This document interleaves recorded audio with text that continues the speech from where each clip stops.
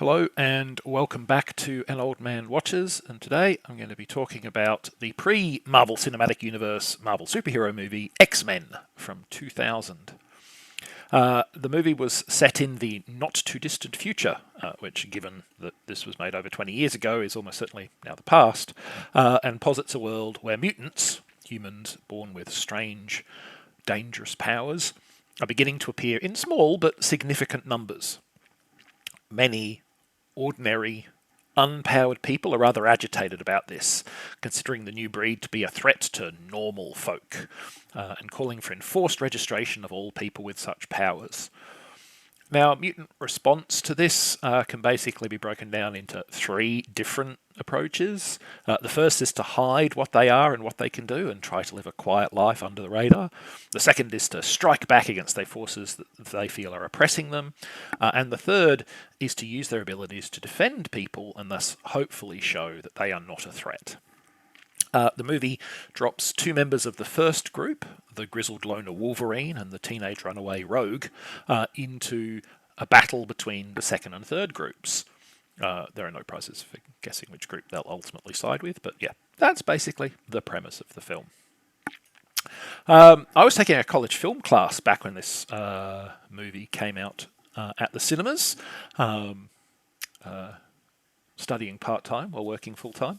And one of my assignments ended up being to do a movie review of it, specifically calling out at least three elements from a list, like costume, sound direction, cinematography, and so on. The point of the assignment wasn't to say whether we liked the movie, unlike kind of these videos, but to show we understood how cinematic conventions had been used in it.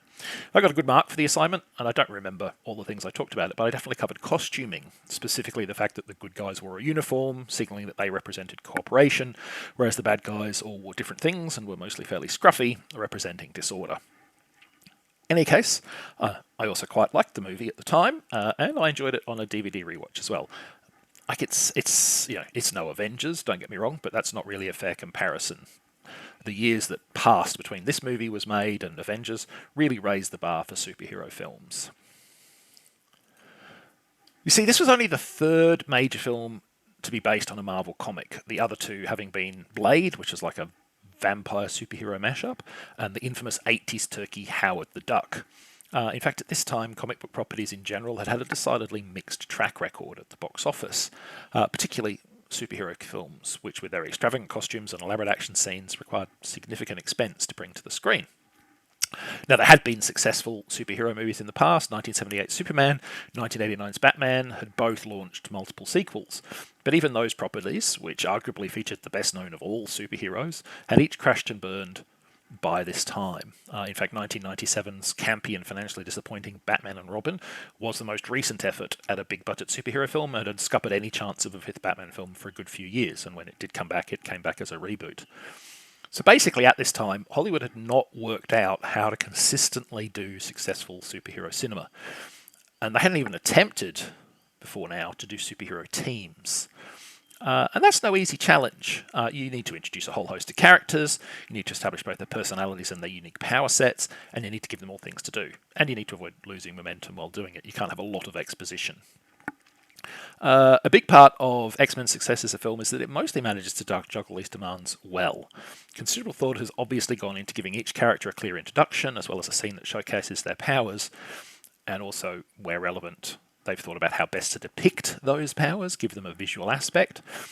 Character relationships are broadly established via simple time-efficient visual cues and finessed with short and snappy conversations. It's a very well-structured film, and it gets a lot done in its 100-minute runtime.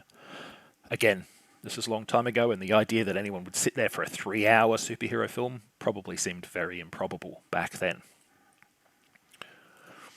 Now, one of the narrative devices the film uses is to have two outsiders, Wolverine and Rogue, who get introduced to the wider struggle between the strike back and protect and defend mutant factions. This lets them act as audience surrogates to whom the rest of the cast can provide exposition. Of course, it also means that these two characters are pretty central to the film. You pretty much always need to have one or both of them involved in the on-screen action in order to be that audience surrogate. Otherwise, who is the exposition being delivered to? So even more than for any other role, you need to get your casting right. And here, the producers ultimately, I think, got a little lucky. That luck was not in the casting of Rogue, though I certainly have no complaints about the choice they made. Anna Paquin is a fine actor, good selection. But for Wolverine, the pressure was really on. Not only was he a key point of view character, but the Canadian Mutant was without doubt the single most popular member of the X-Men lineup throughout the 1990s. If they got this casting wrong, comic book fans would have howled. And that would have, comic book fans as a group are not that numerous, but it would have created bad word of mouth that was probably far in excess of the actual size of that readership. And then on top of that, they really struggled to land an actor that they wanted. The first two choices, Glenn Danzig and Russell Crowe, both declined the role, and the filmmakers ultimately signed Doug Ray Scott, but then he had to pull out due to scheduling conflicts. Ultimately, it was not until 3 weeks after production started that they signed the then little-known Australian actor Hugh Jackman, who had originally been recommended to them by Crowe. And it turned out to be an excellent choice. Jackman's performance was superb, catapulting him to fame and making Wolverine as much the star of the cinematic X-Men as he was the print version. It's a role that's kind of defined Jackman's career, and one he'll be performing for the 10th time in the upcoming Deadpool 3. The behaviour of director Bryan Singer during X-Men's actual film was apparently quite problematic. Singer blames back pain and the medication he was taking to control it for the behaviour, but I think he does deserve credit for having a central role in finding a way to make the project happen. I mentioned earlier that superhero films had been a struggle for Hollywood, and X-Men was to prove no exception. Multiple writers were contracted to deliver scripts from 1994 to 1998, none of which satisfied the studio. And the problem was finally solved when Singer and writing colleague Tom DeSanto provided an outline that focused on key themes from the original comic books: alienation, prejudice, and the struggle to forge a better world in the face of those challenges. While the script would still need to be written and rewritten a couple more times, and the bulk of that work was done by somebody else, Daniel Hayter, I believe, the Singer-DeSanto proposal was at the heart of what was eventually delivered, and it seized on something that I think is at the heart of good superhero media. It's not the snazzy costumes or the awesome fight scenes or the witty banter, though they're all nice. It's the centering of characters whose first priority is to help and protect others. It's emphasizing the hero part of superhero rather than the super part. As an example, when Falcon tells Cap, "on your left," in that scene at the end of Endgame, it's an awesome moment, not just because we get to see dozens of characters we've grown to love make a triumphant return, though, that's certainly a part of it, but also because you know that even if Cap had never got that message, he still would have stood there facing an entire alien army alone because it was the right thing to do.